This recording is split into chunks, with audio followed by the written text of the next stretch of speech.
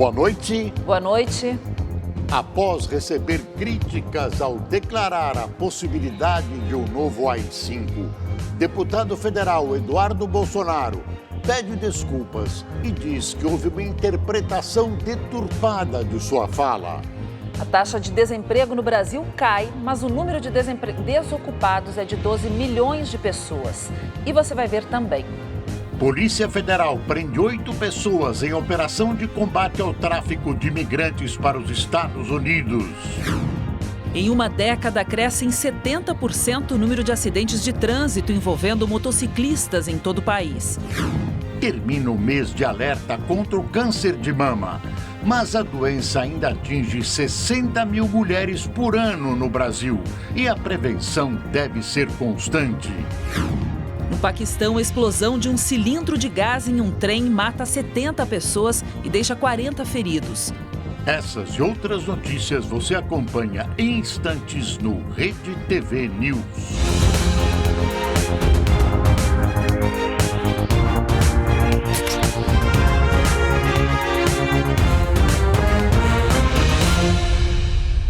O ex-presidente da construtora OAS, Léo Pinheiro, vai pagar 45 milhões de reais em multas.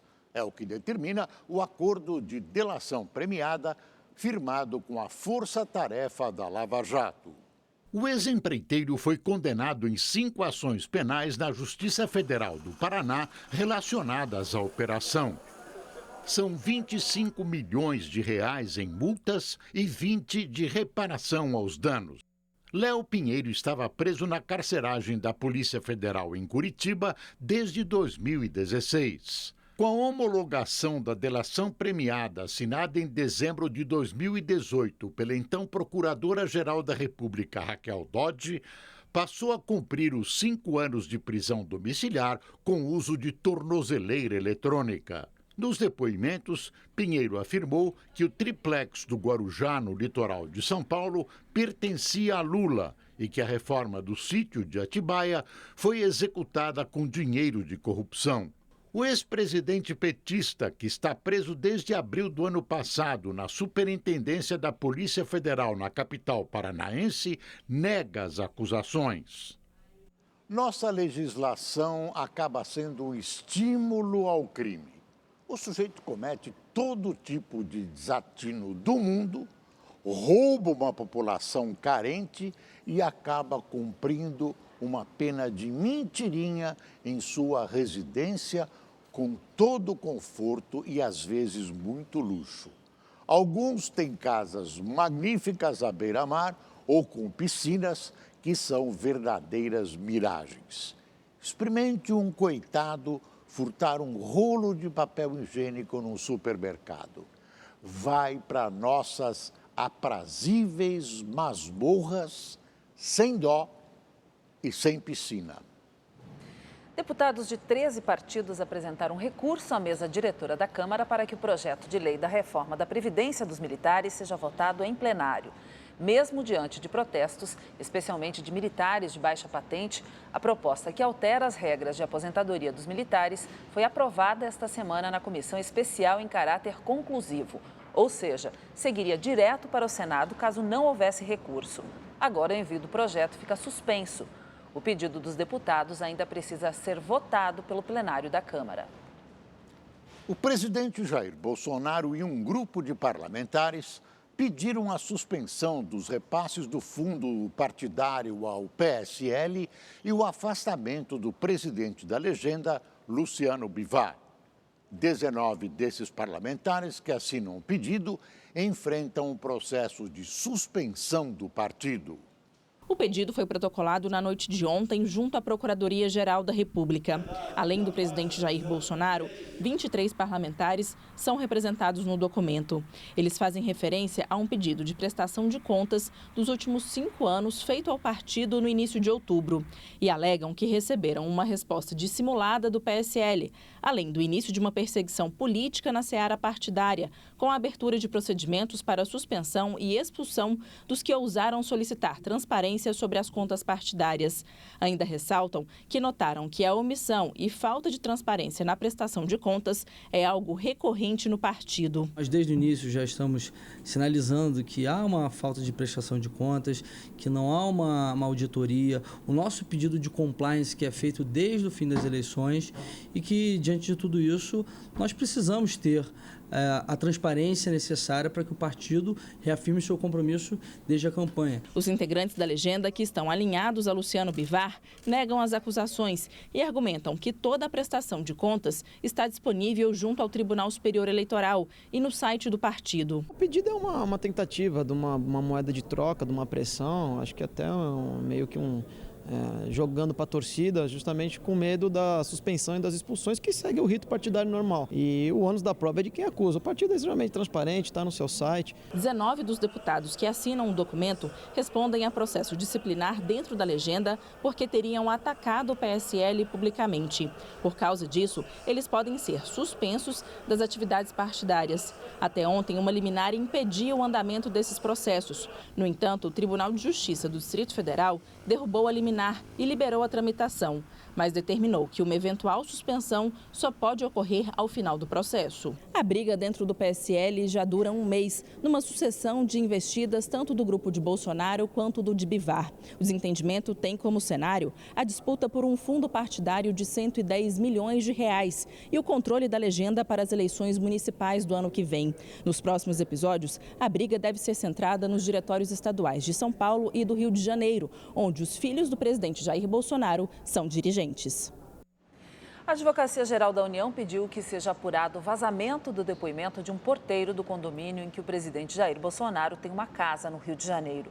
O caso corre em segredo de justiça e está ligado aos assassinatos da vereadora Marielle Franco e do motorista dela, Anderson Gomes. O advogado-geral da União ressaltou que uma eventual participação de agentes públicos no vazamento pode configurar improbidade administrativa e que o objetivo é identificar os responsáveis pelo vazamento, que teria sido feito com o intuito de envolver o presidente Jair Bolsonaro. No despacho, Mendonça lembrou ainda que, de acordo com a Lei de Segurança Nacional, constitui crime caluniar ou difamar o presidente da República.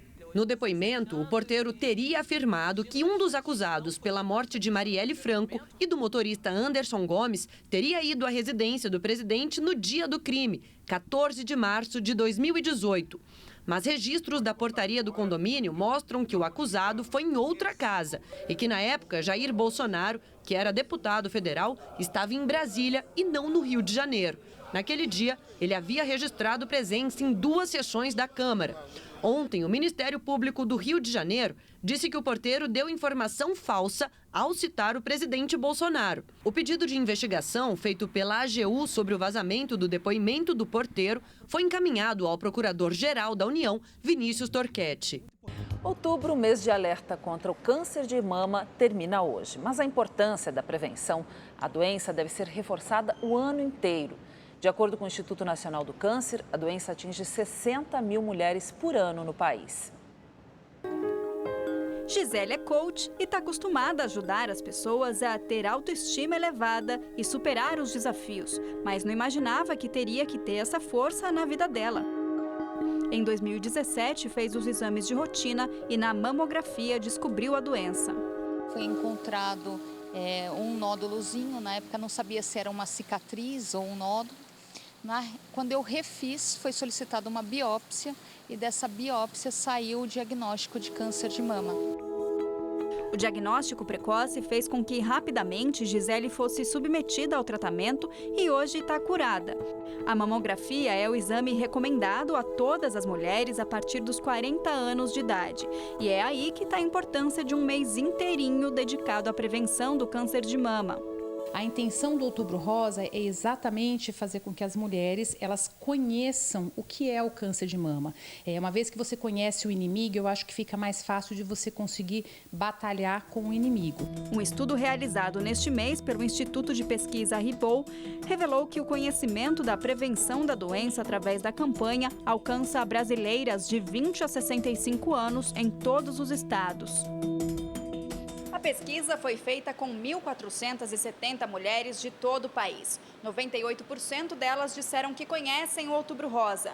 91% acreditam que a campanha serve de alerta sobre a prevenção do câncer de mama. Já a porcentagem de mulheres que fazem a mamografia regularmente, ou seja, uma vez ao ano, conforme recomendação médica, é 64,8%. Apesar de representar mais da metade, ainda há uma parcela que sente medo do exame, que é feito nessa máquina aqui.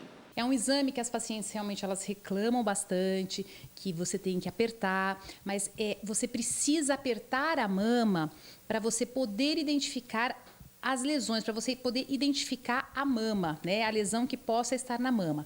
É um pouco de dor, mas um benefício realmente muito grande para as mulheres. O câncer de mama é o segundo tipo que mais afeta as brasileiras, representando em torno de 25% de todos os cânceres que afetam o sexo feminino.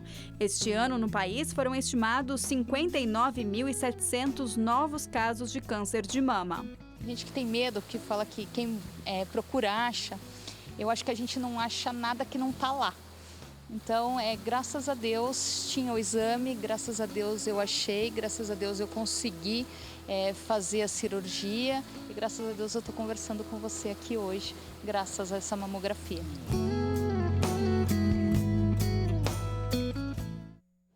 A Prefeitura de São Paulo apresentou hoje uma proposta de alteração da lei do zoneamento que libera prédios mais altos nos bairros.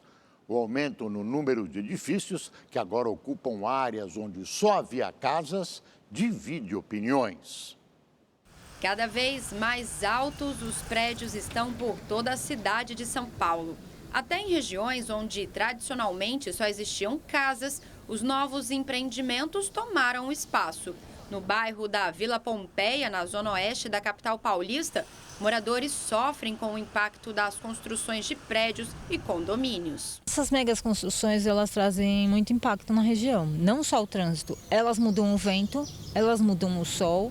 Às vezes uma pessoa que tinha o seu quintal, ela perde porque tem um prédio do lado. A dona Aline mora no bairro há mais de 30 anos e presencia diariamente a transformação do local. Todas essas casas aqui, agora abre a porta da cozinha e dá de cara com esses prédios aí. Horrível, né?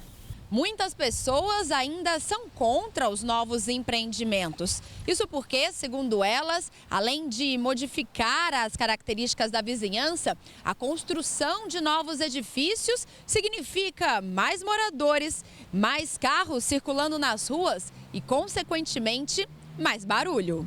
Eu acho que é descontrolado um pouco, né? Eu acho que o arquiteto da cidade é o capital. Quem domina... Como é que pode um prédio não ter um recuo desse? De acordo com o último censo do IBGE, o número de apartamentos no Brasil cresceu 43% entre 2000 e 2010, passando de 4,3 milhões para pouco mais de 6 milhões. A retomada do mercado imobiliário em várias cidades do país também contribuiu para esse boom de lançamentos de prédios. Em São Paulo, por exemplo, segundo o Sindicato da Habitação, em 2018 foram inaugurados 32,8 mil novos apartamentos. Para esse arquiteto, a construção de prédios em centros urbanos é uma tendência inevitável. Mas com planejamento e investimentos em infraestrutura, é possível evitar os efeitos negativos da verticalização. A gente tem que determinar na legislação urbanística, nos instrumentos de planejamento urbano, que forma, que padrão de verticalização a gente precisa ter na cidade para que essa verticalização ela aconteça junto com oferta de espaço público, com melhoria de calçada, com praças perto dos prédios, áreas verdes. Começou a valer hoje a regulamentação do uso de patinetes elétricos compartilhados em São Paulo. De acordo com a resolução, a velocidade máxima será de 20 km por hora em ciclovias e ciclofaixas. O equipamento terá que ter indicador de velocidade, campainha e sinalização noturna dianteira, traseira e lateral.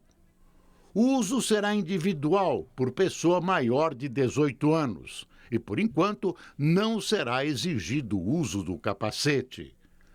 Além disso, não será permitido o transporte de animais e carga com peso superior a 5 quilos.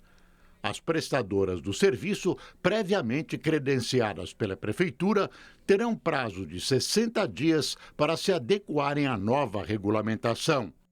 Ficou definido também que eles deverão apresentar apólice de seguro para cobrir eventuais danos causados aos usuários, terceiros e ao patrimônio público.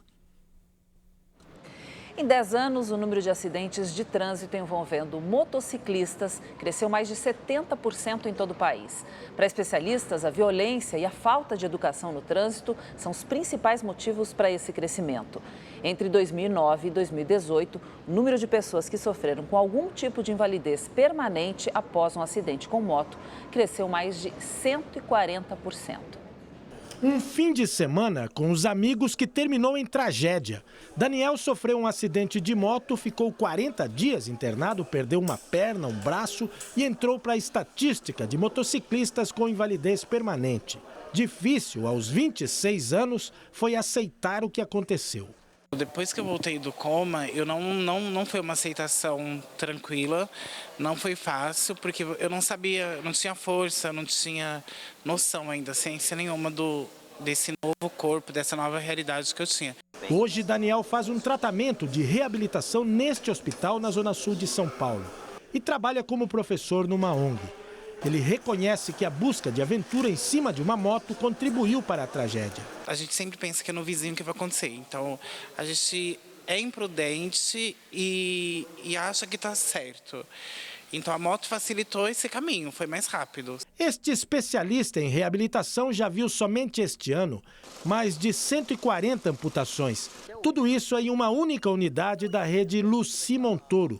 Para ele, uma medida que pode ajudar na redução de acidentes é a educação no trânsito. Eu acho que é sempre pensar na coletividade, né? Então eu não vou liberar uma via se ela não está pronta para que as pessoas usem. Eu não vou expressar minha raiva, minha frustração em cima de 2 rodas ou 4 rodas. Sim, eu vou pensar no outro, eu vou dar passagem para o outro, eu vou fazer uma direção pensando não em mim, nas minhas necessidades, mas no terceiro. Segundo a ANTP, Associação Nacional de Transportes Públicos, a falta de educação é o fator que mais contribui com a desastrosa estatística envolvendo motocicletas no país.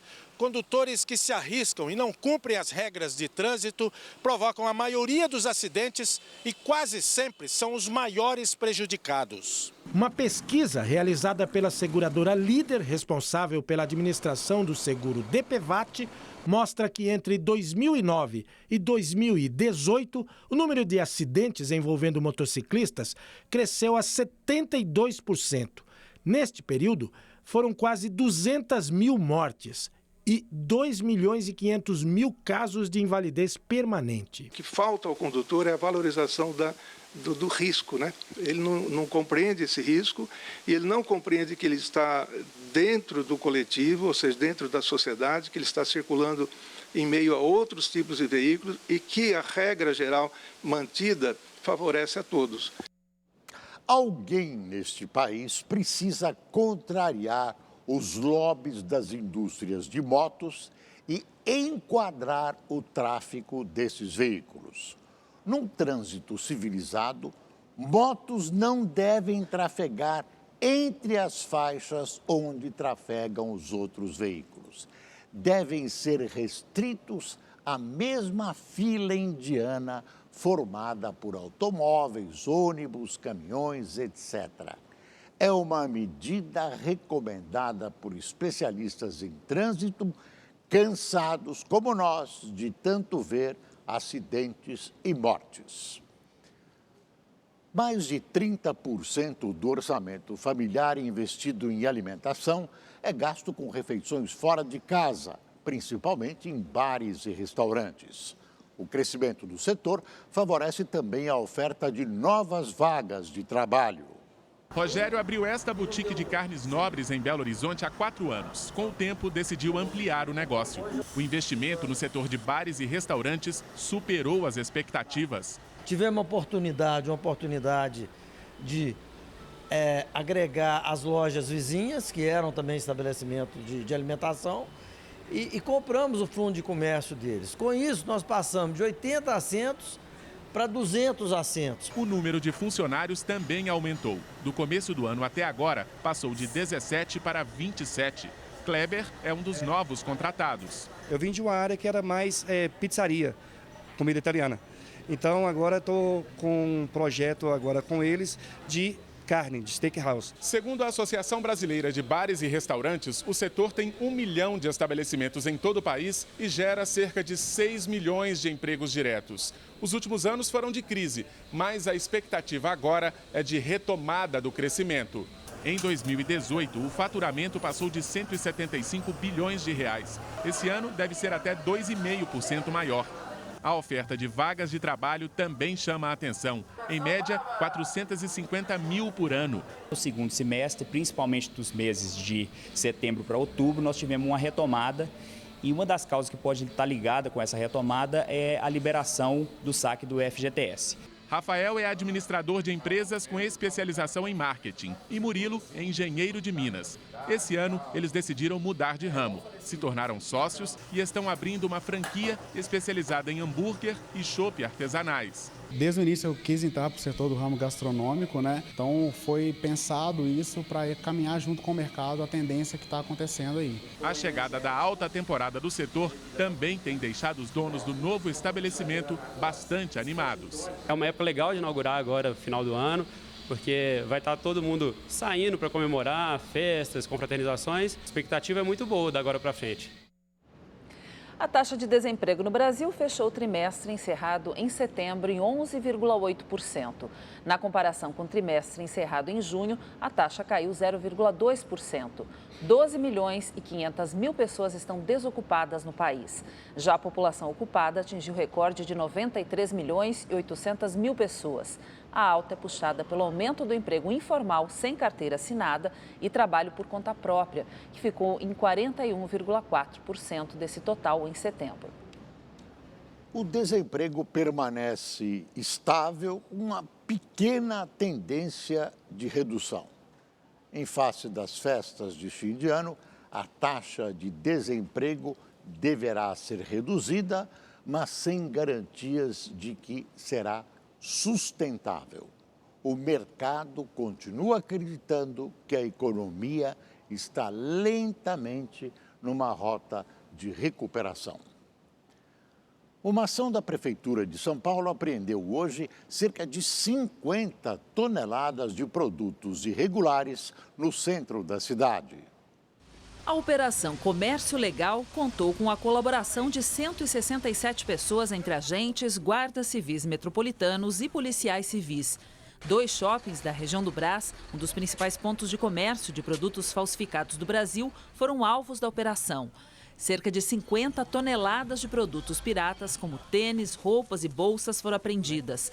Ações como essa vêm acontecendo desde 2018 e já foram retiradas de circulação mais de 3 mil toneladas de itens. A Defesa Civil de Fortaleza interditou um prédio residencial por risco de desabamento. A interdição acontece pouco mais de 2 semanas da tragédia do edifício Andréa, que deixou 9 pessoas mortas. O edifício Modiglione tem 6 andares, 18 apartamentos e fica num bairro de classe média. O prédio passa por reformas nas colunas. Alguns moradores disseram ter ouvido a estrutura estalar. A Defesa Civil foi ao local, determinou a saída imediata dos moradores e interditou o prédio. 7 famílias se recusaram a sair e assinaram um termo. O síndico tem 72 horas para apresentar soluções para os problemas na estrutura. O edifício Andréa, que desabou no último dia 15 em Fortaleza, também passava por reforma na estrutura. 9 pessoas morreram e 7 ficaram feridas. O presidente Jair Bolsonaro lamentou as declarações de um dos filhos, o deputado federal Eduardo Bolsonaro, do PSL de São Paulo, sobre a possibilidade de um novo AI-5. Após 12 dias de viagem pela Ásia, Jair Bolsonaro desembarcou por volta das 7 horas da manhã em Brasília, mas só apareceu para falar com jornalistas no meio da tarde. Na saída do Palácio da Alvorada, o presidente afirmou que quem fala de um novo AI-5 está sonhando. Não existe, né? Que AI-5 no passado existia outra Constituição, não existe mais, esquece. Vai acabar a entrevista aqui, cobre dele. Não apoia, não. Quem quer que seja que fale AI-5 está falando, está sonhando. Está sonhando, está sonhando. Não quero nem ver notícia nesse sentido aí. Considerado o mais repressor da ditadura, o ato institucional número 5 foi editado em 1968. O decreto permitiu a cassação de mandatos e aumentou a repressão, resultando na morte e no desaparecimento de militantes esquerdistas. O deputado federal Eduardo Bolsonaro fez menção ao AI-5 durante entrevista ao canal mantido pela jornalista Leda Nagli. Tudo é culpa do Bolsonaro, percebeu? Fogo na Amazônia, que sempre ocorre, eu já morei lá em Rondônia, sei como é que é, sempre ocorre nessa estação, culpa do Bolsonaro. Óleo no Nordeste, culpa do Bolsonaro. E a esquerda radicalizar esse ponto, a gente vai precisar ter uma resposta. E uma resposta, ela pode ser via um novo AI-5, pode ser via uma legislação aprovada através de um plebiscito, como ocorreu na Itália. Alguma resposta vai ter que ser dada. A repercussão negativa da entrevista levou o parlamentar a postar um vídeo nas redes sociais. Está tendo uma polêmica aí com relação ao AI-5. Então vale lembrar o que ocorreu no Brasil no final dos anos 60 e início dos anos 70. A esquerda que começou com a luta armada com uma bomba no aeroporto de Guararapes em 1966, feito pelo grupo chamado Ação Popular. Isso tudo não mostram para você porque não convém pintar a esquerda como sendo agressiva. Então a gente não quer isso, só que eles, como não aceitam o resultado democrático da eleição, sempre estão buscando a retomada do poder. Apesar da tentativa de se explicar, Eduardo Bolsonaro recebeu críticas de todos os lados, inclusive do partido dele, o PSL. Pelo Twitter, o presidente da Câmara dos Deputados, Rodrigo Maia, afirmou que manifestações como a de Eduardo Bolsonaro são repugnantes do ponto de vista democrático e têm de ser repelidas. Já o presidente do Senado, Davi Alcolumbre, disse não haver espaço para que se fale em retrocesso autoritário. O líder da oposição na Câmara, deputado Alessandro Molon, do PSB do Rio de Janeiro, disse que o grupo vai pedir a cassação do mandato de Eduardo Bolsonaro. E após várias críticas, o deputado federal Eduardo Bolsonaro pediu desculpas pela declaração dada hoje em que cogitava a reedição do AI-5. Ele disse que foi mal interpretado e que não existe a possibilidade do governo do presidente Jair Bolsonaro recorrer à supressão de direitos, como foi feito na ditadura militar. O ministro do Supremo Tribunal Federal, Gilmar Mendes, mandou soltar os ex-governadores do Rio, Antony e Rosinha Garotinho. Os dois foram presos ontem, depois que o Tribunal de Justiça derrubou a liminar que concedia habeas corpus ao casal. Eles são acusados de fraudes em contratos da Prefeitura de Campos com a Odebrecht. Essa foi a 5ª prisão do casal. Agora a previsão do tempo para todo o Brasil com a Gabriela de França. Olá, boa noite para todo mundo. Outubro chega ao fim e o mês de novembro vai pesar mais no bolso do consumidor, viu? É que a partir de amanhã a conta de energia vai ficar mais cara. Passa a valer aí a bandeira vermelha quando será cobrado uma taxa de R$ 4,00 para cada 100 kWh consumidos. No final do mês faz uma baita diferença no orçamento, por isso é importante economizar energia e também água. Esse aumento aí é por conta do baixo volume de chuva nos últimos meses, viu? Bom, amanhã tem previsão de chuva em grande parte do Brasil. Essa chuva vai se espalhar pelo norte, centro-oeste, sudeste, também em áreas do sul. Na maioria das cidades é uma chuva fraca, isolada, ou que chega mais para o finalzinho do dia, depois de um dia de bastante sol e calor. Essa chuva só vai ser mais encorpada, em forma de temporal mesmo, nas áreas em destaque, que pega aqui o norte, boa parte do Amazonas, até o norte do Mato Grosso, áreas do interior do sul do Brasil. E mais uma vez, a tempestade deve atingir áreas aqui do sul de Minas. Hoje voltou a a chover forte em toda a Grande Belo Horizonte. Essa chuva chegou no comecinho da tarde, rapidamente as ruas ficaram alagadas, trouxe muitos transtornos aí para a população mineira. A chuva veio acompanhada de granizo e, como a gente viu no mapa, amanhã pode voltar a ter chuva forte, com raios, vendaval e granizo.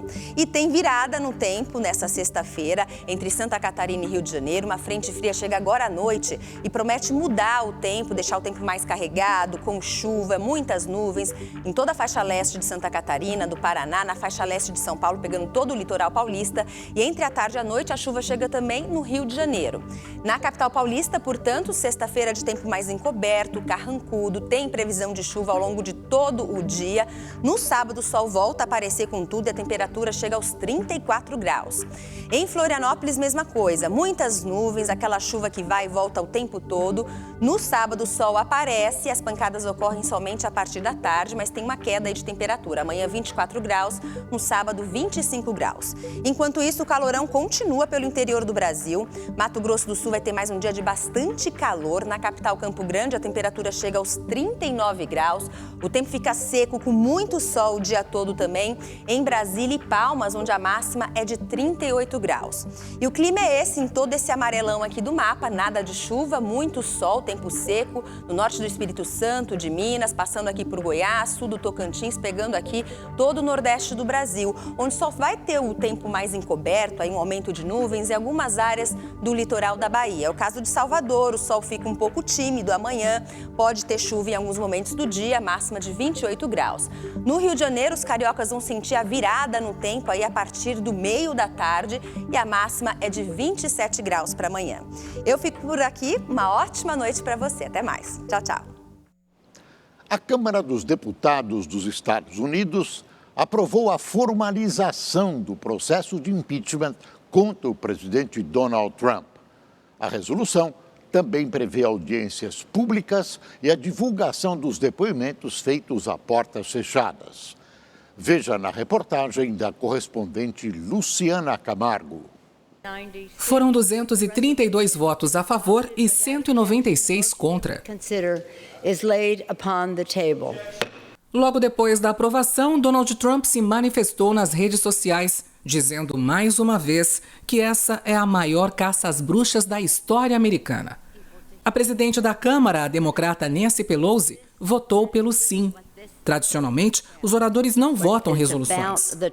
É disso que se trata realmente este voto. É sobre a verdade. O que está em jogo é nada menos que a nossa democracia.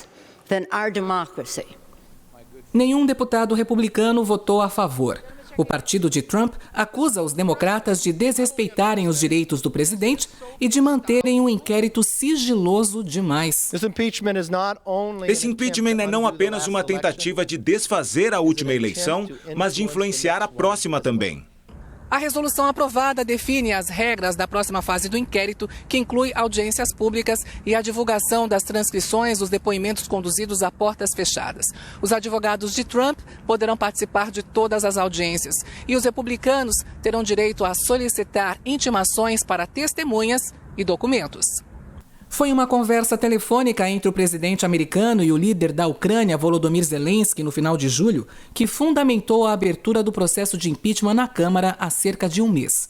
A investigação se concentra em provar se Trump pressionou Zelensky a investigar o filho de Joe Biden, principal candidato democrata às eleições de 2020 e ex-vice-presidente. Hunter Biden trabalhou numa empresa de gás ucraniana suspeita de corrupção. O impeachment de Trump só será oficial se for aprovado por maioria simples na Câmara dos Deputados e depois, se tiver 2/3 dos votos a favor no Senado. Luciana Camargo, de Nova York, para o Rede TV News. O Estado Islâmico confirmou pela primeira vez a morte do líder terrorista Abu Bakr al-Baghdadi e anunciou um novo comandante. Abu Ibrahim al-Hashemi é o novo líder do Estado Islâmico. O grupo não forneceu detalhes sobre ele, nem divulgou foto, mas o descreveu como uma figura proeminente entre os jihadistas, com histórico de lutas contra as forças americanas no passado. O ex-líder al-Baghdadi morreu no último sábado em uma operação militar dos Estados Unidos no noroeste da Síria. Imagens aéreas divulgadas ontem pelo Departamento de Defesa americano mostram o momento do ataque. É possível ver várias explosões no complexo onde o terrorista estava escondido, na cidade de Idlib. Segundo o Pentágono, 2 crianças morreram com al-Baghdadi e não 3, como havia sido informado antes. O líder usava um colete com explosivos e se suicidou ao tentar fugir da perseguição por um túnel. Hoje, o Estado Islâmico também confirmou a morte do porta-voz Abu Hassan al-Muhajir, que era apontado como provável sucessor de al-Baghdadi e foi alvo de outro ataque aéreo no domingo. No Paquistão, a explosão de um cilindro de gás em um trem matou 71 pessoas e deixou 44 feridos. As vítimas viajavam para participar de um festival religioso. Os detalhes com o correspondente na Ásia, Marcelo Espíndola. Os vagões foram completamente consumidos pelas chamas. Nessa imagem ainda é possível ouvir uma explosão. O trem partiu de Karachi, no sul do Paquistão, com destino ao norte de Rawalpindi. Durante a viagem de 25 horas, um cilindro de gás usado pelos passageiros para cozinhar explodiu. As chamas se espalharam rapidamente por 3 vagões que estavam lotados, com cerca de 210 pessoas. Este passageiro conta que depois das orações estava dormindo e acordou com os gritos que anunciavam o fogo. Os passageiros começaram então a pular do trem.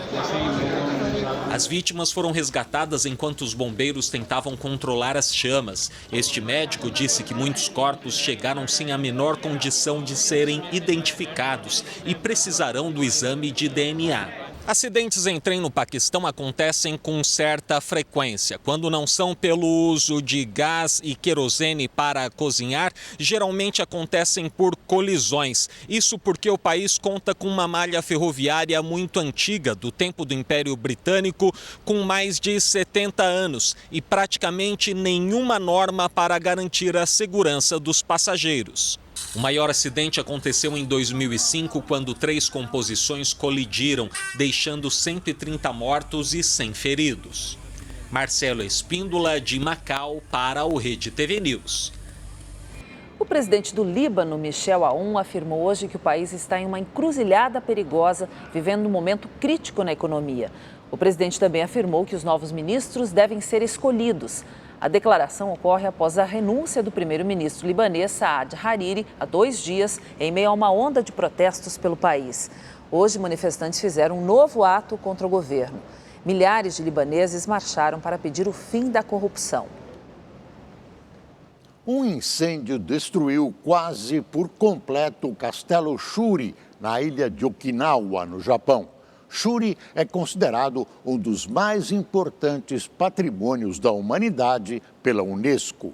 O fogo começou na madrugada desta quinta-feira, por volta das 2 da manhã, horário local. Os bombeiros não conseguiram impedir que as chamas se espalhassem. O prédio principal e outra construção adjunta foram totalmente destruídos, mas não há relato de feridos. Moradores das proximidades tiveram que deixar suas casas. Muitos choraram por causa da importância que o castelo de Shuri tem para a herança cultural da região.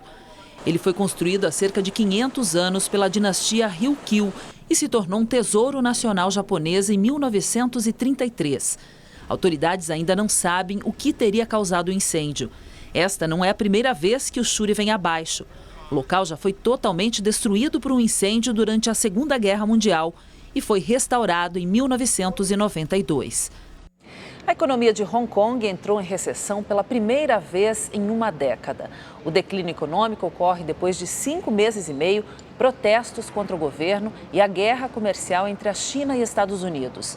De acordo com o governo de Hong Kong, que é um território semi-autônomo da China, a economia recuou 3,2% no terceiro trimestre.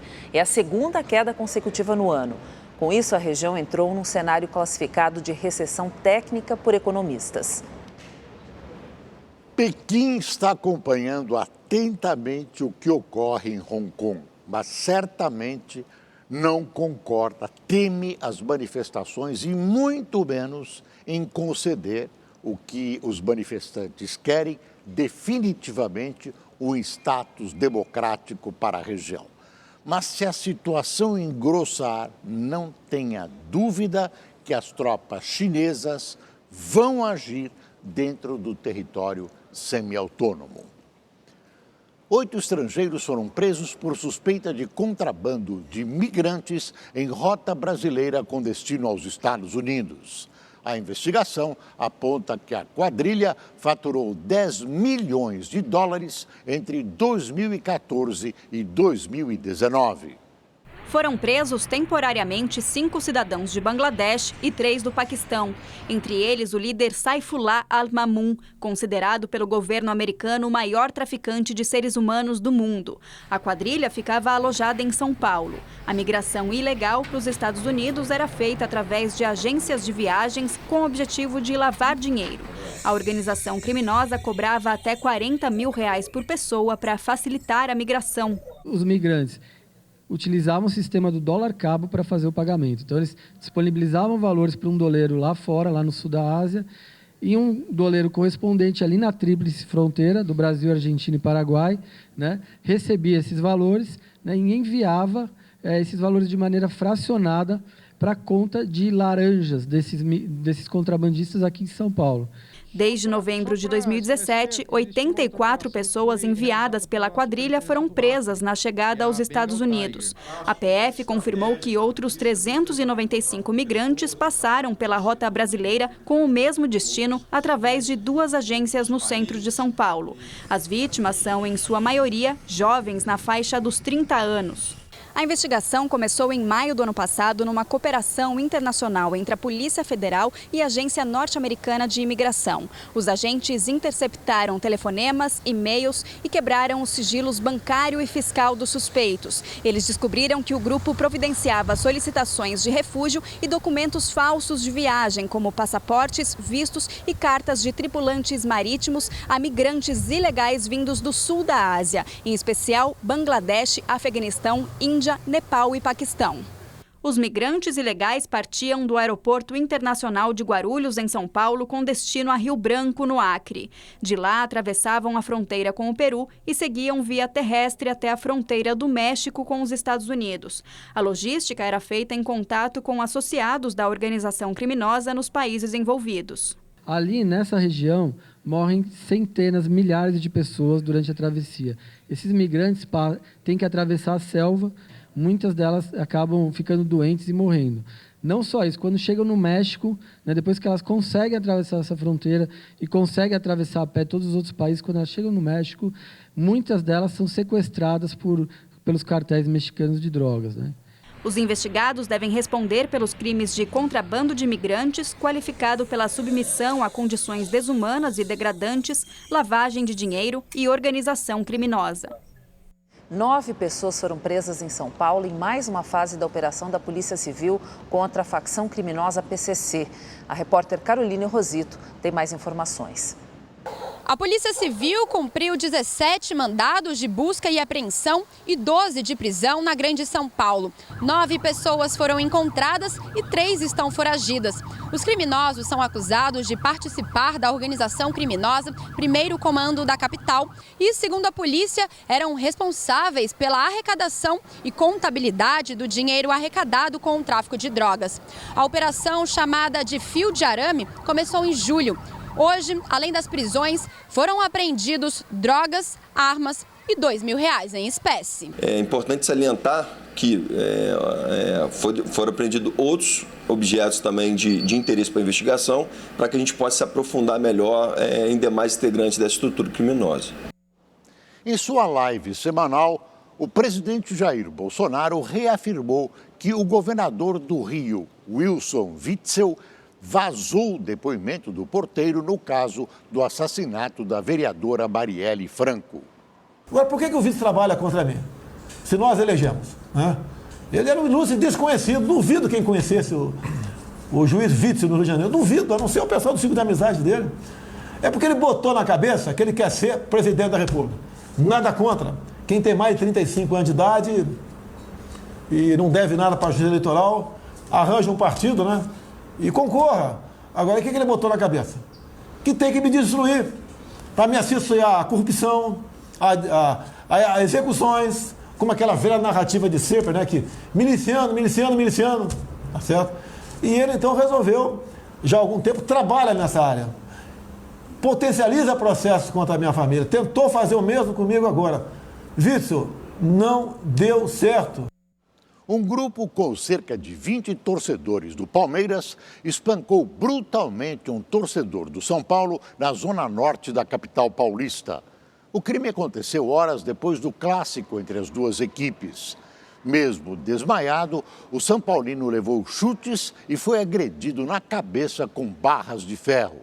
O ataque foi registrado por câmeras de segurança de um posto de gasolina. Ninguém foi preso. Um inquérito foi aberto para apurar o caso. E o Rede TV News fica por aqui. Uma boa noite para você. Boa noite, até amanhã.